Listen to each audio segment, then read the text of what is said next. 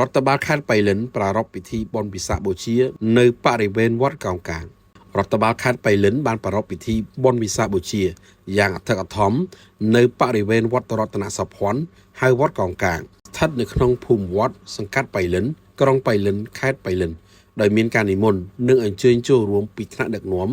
មន្ត្រីរាជការមន្ត្រីអង្គភាពជុំវិញខេត្តនិងពុទ្ធបរិស័ទយ៉ាងច្រើនកកបុណ្យវិសាខបូជាត្រូវបានរដ្ឋបាលខេត្តបៃលិនរៀបចំធ្វើជារៀងរាល់ឆ្នាំព្រោះបុណ្យវិសាខបូជាគឺជាពិធីបុណ្យសាសនាដ៏ធំបំផុតក្នុងចំណោមបុណ្យសាសនាជាច្រើនទៀតហើយពិធីបុណ្យនេះគឺបានបង្ហាញនូវការគោរពរំលឹកដល់ព្រឹត្តិការណ៍ធំ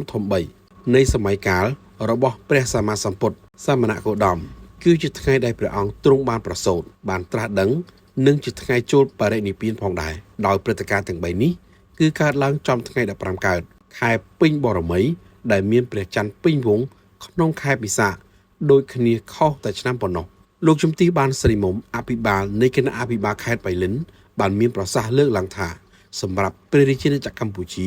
ក្រោយពីទទួលបាននូវសុខសន្តិភាពជាពិសេសក្នុងរយៈពេលជាង2ទសវត្សរ៍ចុងក្រោយនេះប្រទេសជាតិមានការរីកចម្រើនលូតលាស់យ៉ាងឆាប់រហ័សលើគ្រប់វិស័យក្នុងនោះយើងក៏សម្គាល់ឃើញថាវិស័យព្រះពុទ្ធសាសនាក៏ត្រូវបានរាជរដ្ឋាភិបាលកម្ពុជា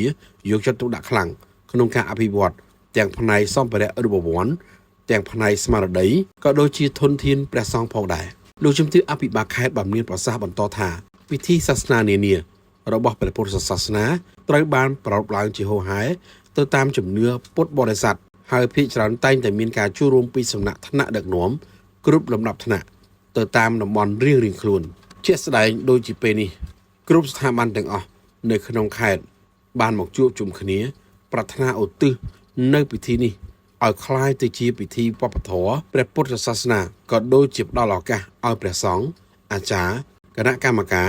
សិស្សនិស្សិតនិងប្រជាពុទ្ធបរិស័ទទូទៅបានធ្វើកិច្ចរួមគ្នាក្នុងមួយឆ្នាំមានម្ដងដើម្បីសម្ដែងនៅសាមគ្គីភាពរវាងពុទ្ធបរិស័ទក្នុងក្របខ័ណ្ឌទូទាំងខេត្តបៃលិន